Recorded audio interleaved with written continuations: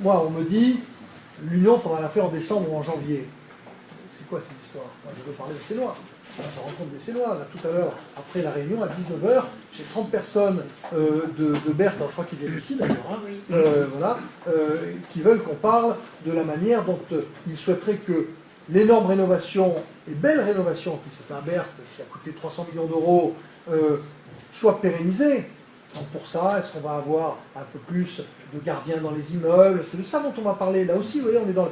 Mais moi, aujourd'hui, on est dans une situation où, ok, on a tendu la main, bon, on fait la fine bouche à cette main tendue, on commence. Et vous souhaitez lui répondre sur vos prétentions déraisonnables comme Non, parce que si vous voulez, je veux rentrer dans aucune polémique. Moi, je ne suis pas prétentieux, et d'ailleurs, je remercie Jean-François Copé d'avoir fait faire un sondage au mois de juin, où étaient présents dans ce sondage M. Galat, M. Vittel, M. Campa, Mme Biquet, M. Minetti et moi-même. Alors évidemment, ça n'a pas été un sondage divulgué à la presse, puisque sinon il est comptabilisé. Mais bon, vous pouvez poser la question à nos amis de l'UMP pour savoir comment j'ai déplacé dans ce sondage. Il se trouve que j'étais deuxième, derrière M. Vialat, à 2 points. Bon, évidemment, moi je me base aussi là-dessus.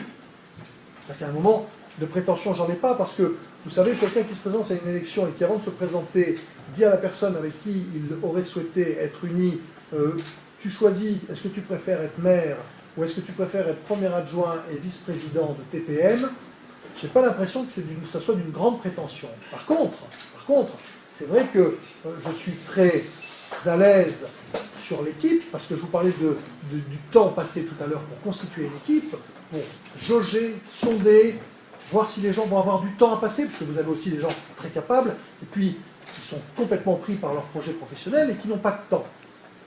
Donc c'est tout ça le travail que l'on a fait. Et ce travail-là, aujourd'hui, on arrive à un moment où il faut le présenter aux Sénois. Et le moment est venu. Voilà, donc je vais laisser nos amis continuer à savoir s'il faut mieux être copéiste ou filloniste à la scène, mais je ne crois pas que ça soit tout à fait le problème principal qui alimente les conversations dans les chaumières à la scène.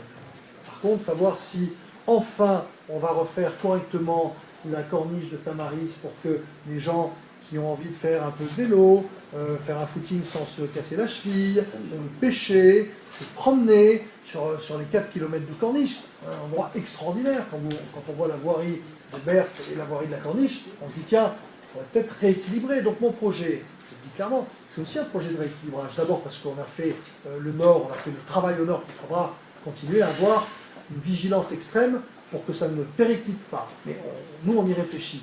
Les 300 millions d'euros, c'est énorme et c'est bien. Tout le monde en est content. Mais aujourd'hui, l'heure est venue un petit peu de rééquilibrer tout ça. 70% des impôts sont payés dans le sud de la ville. Alors, comme disait Margaret Thatcher, give my money back. Hein, ça veut bien dire, bon, à un moment, il faut un peu que ça revienne aux gens qui le payent. Bien entendu, on est dans la solidarité, vous connaissez mes idées, donc j'ai pas de souci avec ça. Mais à un moment, on a aussi tout cet attrait touristique, mais touristique même pour les Sénois. C'est-à-dire qu'à un moment, quand vous avez une jolie corniche, alors on va vous dire, oui, mais il y a un problème avec la digue. Oui, d'accord, il y a un problème avec la digue. Il faut aussi voir un problème avec la digue. La digue, c'est pas effondré, hein. Soyons clairs, la digue, alors il est absent parce qu'il est envoyé aujourd'hui, mais Jean-Louis Estienne, qui travaille avec nous et qui est un spécialiste, comme toi d'ailleurs, de la rade, c'est bien qu'il y aura des travaux de confortement à faire sur la digue. Enfin, la base de la digue, qui a été faite sous Napoléon III, je crois, elle est très très très solide. Donc de temps en temps, il peut y avoir une largade, bien entendu, mais il n'y a pas que là. La largade, il y en a au Bourillon, il y en a hier, il y en a partout. C'est pas une raison pour dire oui, mais alors, tant qu'on n'a pas fait la digue, on ne fait pas la non. La corniche de Tamaris, c'est 12 millions d'euros. 12 millions d'euros, sur 3 exercices, ça fait 4 millions par exercice. Donc une grande partie sera prise en charge par TPM et par le département, puisque ce sont eux qui gèrent les routes. Moi, je suis désolé, mais bien évident que c'est une de nos priorités. Par contre, il faut être costaud au Conseil général et à TPM.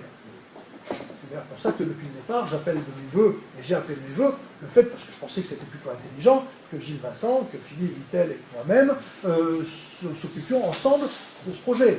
Ce n'est pas le cas. Donc on va faire différemment. Voilà.